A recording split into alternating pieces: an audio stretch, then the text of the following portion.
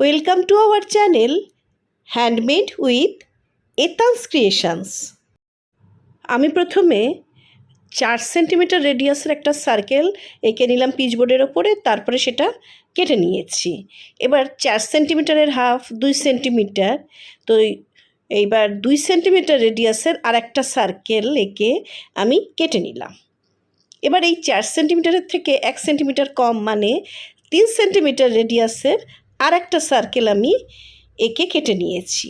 এবার এই 3 সেন্টিমিটারের half 1.5 centimetre, তো এবার আমি এই 1.5 সেন্টিমিটার একটা সার্কেল এঁকে কেটে নিলাম। এবার এই 3 সেন্টিমিটারের থেকে 1 সেন্টিমিটার কম 2 সেন্টিমিটারের আর একটা সার্কেল এঁকে কেটে নিয়েছি এবং 2 সেন্টিমিটারের হাফ 1 সেন্টিমিটার সেই রেডিয়াসের আর একটা সার্কেল আমি এঁকে কেটে নিয়েছি। আপাতত এগুলো আমার রেডি হলো।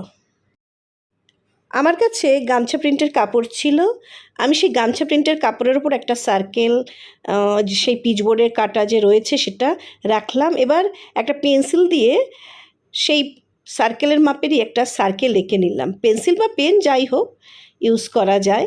সার্কেলটা আমার আঁকা কমপ্লিট হয়ে গেল। এবার কাঁচি দিয়ে আমি এই সার্কেলটা কেটে নেব। দেখুন, আমি কাপড়ের উপরে সার্কেলটা এঁকেছিলাম ঠিকই, কিন্তু কাপড়টা যখন কেটেছি সার্কেলের থেকে একটু বেশি কেটেছি, চারদিকে বেশ কিছুটা কাপড় রেখে দিয়েছি। তাহলে এই পিচবোর্ডটা ওই কাপড়ের ওপরে লাগাতে বেশ সুবিধা হবে। আর আমি এখানে ফেভিক্রিল গাম ইউজ করব। এটা যে কোনো দোকানেই পাওয়া যায়, বিশেষত যেসব দোকানে জুয়েলারি মেকিং জিনিসপত্র পাওয়া যায় সেই সব দোকানে এই গাম খুব সহজেই পাওয়া যায়। এবার এই পিচবোর্ডে আমি একটু গামটা লাগিয়ে নিলাম। এবার এই যে গামটা লাগিয়েছি এই গামটা এবার পুরো পিচবোর্ডটায় পুরো ভালো করে এইভাবে ছড়িয়ে দেবো। আপনাদের একটা কথা বলি, এই গামটা যখন ইউজ করবেন, গামটা যখন যেখানে লাগাবেন ঢাকনা খুলে লাগালেন, তারপরে কিন্তু ঢাকনাটা আটকে দেবেন, নাহলে কিন্তু হাওয়া লেগে গামটা শক্ত হয়ে যাবে, নষ্ট হয়ে যাবে তাড়াতাড়ি। সেই জন্যই আপনাদের একটা ছোট্ট টিপস দিলাম। আচ্ছা, এবার পুরো পিচবোর্ড লাগানো আঠা লাগানো হয়ে গেছে। এবার কাপড়ের ওপরে পিচবোর্ডটা আমি লাগিয়ে দিলাম। বেশ সুন্দর দেখুন লাগানো হয়ে গেছে। এবার একটা কাঁচি দিয়ে ওই যে কাপড়গুলো এক্সট্রা ছিল সেই কাপড় দেখুন একটু দূরে দূরে একটু গ্যাপ দিয়েই আমি কেমন কাপড়টা কেটে নিচ্ছি, চারদিকে পিচবোর্ড অবধি কেটে নেব। দেখুন পুরো কেটে নিয়েছি, পুরো চারদিকটাই আমি কেটে নিয়েছি। এবার আমি সেই গাম ইউজ করব। গামটা কি করব, 2-3টে টুকরোয় লাগাবো, একবারে সবকটা এই টুকরোতে কিন্তু লাগাবো না, কারণ সবকটা টুকরোতে লাগালে কাজটা করতে অসুবিধা হবে। 2-3টে টুকরোতে লাগালে খুব ভালো মতন পিচবোর্ডে কাপড়টা লাগানো যাবে। এবার আস্তে আস্তে দেখুন কোনাটা ধরে আস্তে আস্তে আমি কেমন টেনে টেনে আটকে দিচ্ছি। তার ফলে কি খুব সুন্দরভাবে কাপড়টা পিচবোর্ডে আটকে যাবে আর দেখতেও বেশ ভালো লাগবে। এভাবে আস্তে আস্তে পুরো টুকরোগুলো দেখুন কি সুন্দর আটকে দিয়েছি। এবার সামনের পোর্শনটা দেখুন কি সুন্দর আটকানো হয়ে গেছে। এইভাবে আমি যে আরও সার্কেলগুলো করেছিলাম সেগুলো আমি বিভিন্ন কাপড় দিয়ে আটকে নিয়েছি, এভাবে মুড়ে নিয়েছি। এরপরের কাজ আপনাদের দেখাই।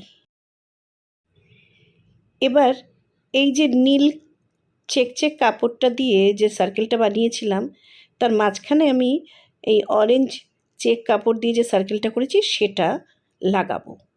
তো সেই জন্য আমি সেই একই ব্যাপার ফেভিক্রিল গাম ইউজ করব। গামটা এবার এখানে লাগিয়ে নিচ্ছি। আর গামটা লাগানোর পরে ঢাকনা আপনাদের আগেও বললাম, আমিও সবসময় ঢাকনাটা আটকে নিই। এবার এই গামটা এই সার্কেলটার পেছন দিকে ভালো করে লাগিয়ে নেব। বেশ সুন্দর করে লাগিয়ে নিলে ভালোভাবে আটকে যাবে। এবার আপনাদের বলি কিভাবে আমি এই ঠিকঠাক মাঝখানে বসাচ্ছি কিনা কি করে বুঝবো। দেখুন আপনাদের দেখাচ্ছি। দেখুন এদিকে 1-2-3টে ঘর, সেরকম এদিকটাতেও 1-2-3টে ঘর, মোটামুটি এরকমভাবে দুই দিকে একটা মাপ আমি এইভাবে নিয়ে নিলাম। এখানে যেহেতু চেক কাটা রয়েছে তার জন্য সুবিধা হচ্ছে। আচ্ছা, এইভাবে আমি লাগালাম।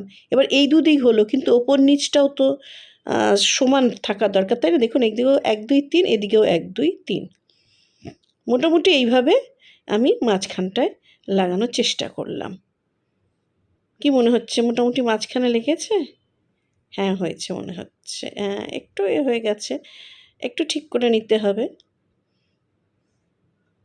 কিছুক্ষণ এবার এটা শুকোতে দিতে হবে। দেখুন সেই 3টে ঘর, এদিকেও তাই 3, একটু এদিক ওদিক হয়ে গেছে, আমি একটুখানি ঠিক করে নিলাম। এবার একটু শুকোতে দেওয়ার পালা। এবং শুকোতে দিতে হলে কি করতে হয়, একটা ভারী কিছু ওপরে দিলে সবচেয়ে বেশি ভালো হয়। আমি 2টো ডায়েরি এটার ওপরে দিয়ে দিলাম, তাহলে ভালো শুকোবে এবং তাড়াতাড়ি শুকোবে। দেখুন আরও 2টো আমি বানিয়ে নিয়েছি, আরও 2খানা আমার বানানো হয়ে গেছে। এবার ওইটাও শুকিয়ে যাক, তারপর আমি অন্য কাজ করব।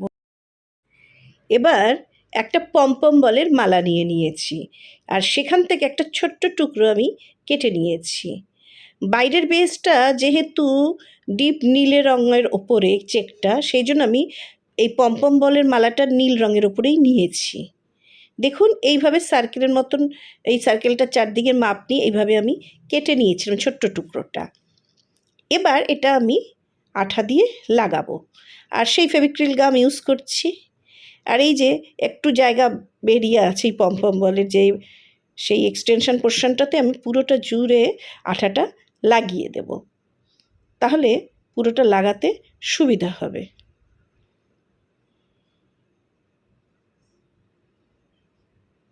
পুরোটাই আমার লাগানো, আঠা লাগানো হয়ে গেছে। এবার দেখুন আস্তে আস্তে আমি কিভাবে এই সার্কেলটার চারপাশে পমপম বলের মালাটা আটকে দিচ্ছি। এটা আটকে দিয়ে কিছুক্ষণ রেখে দিলেই বেশ সুন্দর শুকিয়ে যাবে। আপনারা দেখতেই পাচ্ছেন ভিডিওতে আরও 2টো সার্কেল আমি তার চারপাশে পমপম বলের মালা আটকে দিয়েছি। সেই একই রকম মাপ নিয়ে মালা আটকে দিয়েছি। নিচের বেসটা যে কালারের ছিল আমি সেই কালারেরই পমপম বলের মালা ইউজ করেছি। এবার এই 3টে সার্কেলকে একসঙ্গে গাঁথতে হবে, আর তার জন্য আমি নিয়ে নিলাম হোল করার জন্য মেশিন। দেখুন এই যে ঠিক এই জায়গাগুলোয় আমি হোল করে নেব, আঙুল দিয়ে দেখালাম। এই যে এই জায়গা দেখুন, এই জায়গা দুটো সার্কেলে আমি হোল করে নেব, দেখাচ্ছি আপনাদের। দেখুন আমি হোল করছি, এটা এরকম চাপ দিলেই বেশ সুন্দর হোল হয়ে যায়। হোল হয়ে গেছে, দেখুন কি সুন্দর হোল হয়ে গেছে। ঠিক এইভাবেই মাপ দিয়ে আমি তারপরের যে সার্কেলটা রয়েছে সেই সার্কেলেরও ঠিক যে জায়গায় সুবিধা হবে একদম ঠিক সেই জায়গাটাতেই আমি হোল করে নেব। ওইখানেও আমি হোল করে নিচ্ছি। হোল করা হয়ে গেছে। এবার আমি কালো সুতো নিয়ে নিলাম। কালো সুতো নিলে সবচেয়ে ভালো হয়, মিশে যায়।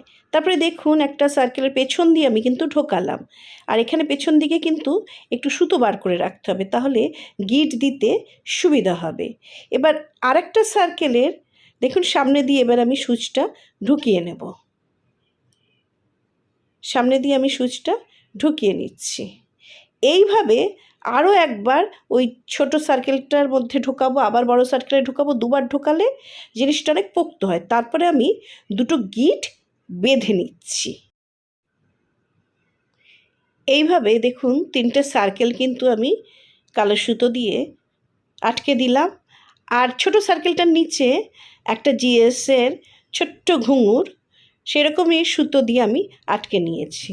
2বার করে ঘুরিয়ে নিয়েছি সুতো, আর 2টো গিট দিয়েছি। এবার আমি এই বড় সার্কেলটার উপরের দিকে আর একটা হোল করে নেব, কারণ এটা আমি বানাচ্ছি একটা গলার লকেট।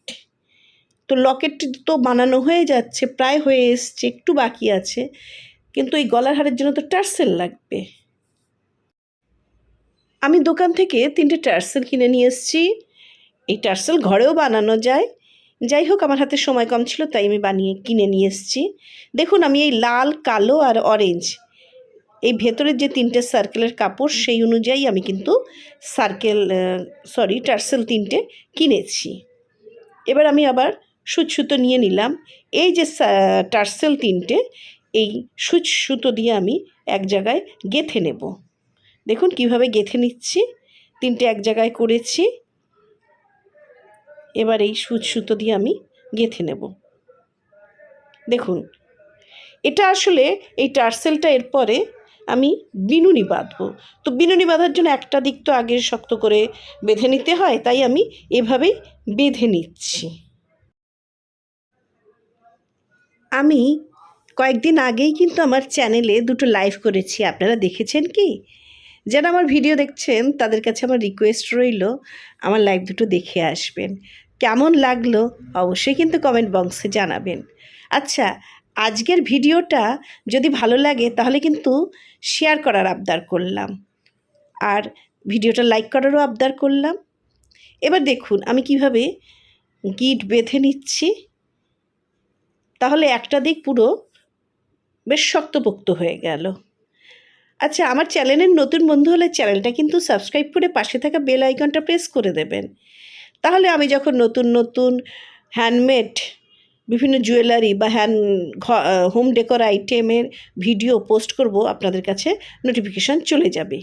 এবার আমি বিনুনি বাঁধা শুরু করলাম।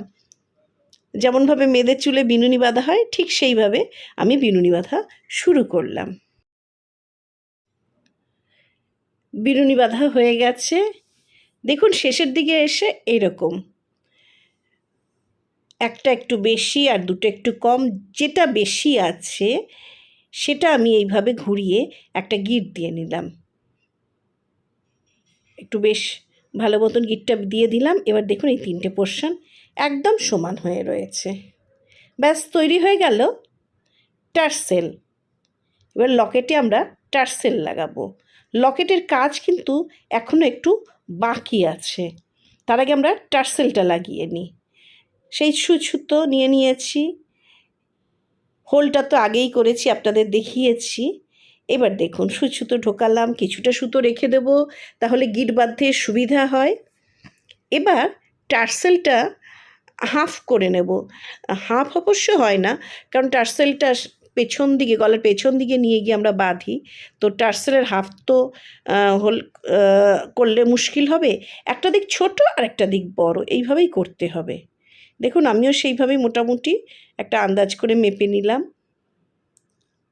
এবার সেইখানে আমি এবার সুতো দিয়ে সেলাই করে দেব।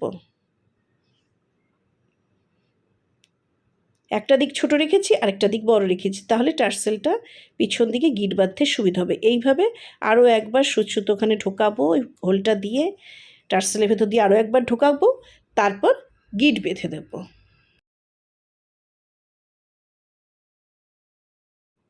এবার 3টে সার্কেলের মাপে আমি সাদা কাপড় কেটে নিয়েছি, বেশ একটু শক্ত মোটা সাদা কাপড় আমি 3টে সার্কেলের মাপে কেটে নিয়েছি। কেন কেটে নিয়েছি আপনাদের দেখাচ্ছি।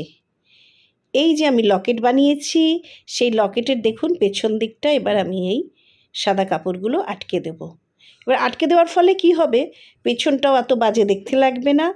তাছাড়াও এই যে সুতো দিয়ে আমি পেছনটা সেলাই করেছি সেই সুতোগুলোও ঢাকা পড়ে যাবে। এবার কিভাবে আটকাচ্ছি আপনারা দেখুন। এই চারপাশে আমি পুরো আঠা দিয়ে লাগিয়ে দিলাম, গামটা লাগিয়ে দিচ্ছি পুরোটা জায়গা জুড়ে। গামটা লাগিয়ে দেবো ভালো করে, একটু গাম লাগিয়ে দিচ্ছি, সুতোও একটু লাগিয়ে দিলাম। ব্যাস, এবার এই সাদা কাপড়ের টুকরোটা নিয়ে দেখুন এইভাবে লাগিয়ে দিচ্ছি। এবার বাদবাকি সার্কেল দুটো সাদা কাপড়ের টুকরো আমি লাগিয়ে দেবো। ব্যাস, আমার লকেটের পেছন দিকটাও কিন্তু সুন্দর হয়ে গেছে। এবার কিন্তু সামনের দিকটা একটু সাজানোর ব্যবস্থা করতে হবে। আমি 3টে ছোট্ট ছোট্ট দেখুন জিএসের হাতি নিয়ে নিয়েছি। এবার এগুলো ভাবছি এই ছোট্ট সার্কেলগুলোর ভেতরে বসিয়ে দেব। প্রথমে ভাবলাম কি হাতিগুলোর সুর একদিকেই রাখবো, তারপরে ভাবছি কি না একটু অন্যরকম করে দেখি। কেমন লাগে। তাই আবার মাঝখানে যে হাতিটা ছিল তাকে একটু অন্যদিকে ঘুরিয়ে দিলাম, কিন্তু তারপরে দেখলাম যে না, অতটা ভালো লাগছে না, মনে হলো যেন কেমন লাগছে, আবার তাই একদিকেই ঘুরিয়ে দিলাম।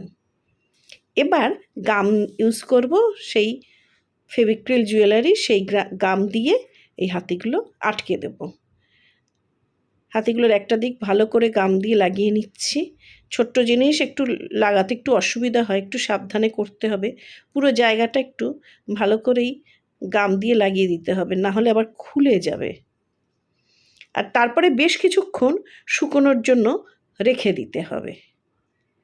আমার হাতির একটা দিক পুরো গাম দিয়ে লাগানো হয়ে গেছে, এবার আমি লাগিয়ে দিলাম। এইভাবে বাদবাকি যে নিচে দুটো সার্কেল আছে, সেই সার্কেল দুটোর ভেতরের হাতিগুলোও লাগিয়ে দেব। কেমন লাগলো আজকের জুয়েলারি অবশ্যই কিন্তু কমেন্ট বক্সে জানাবেন।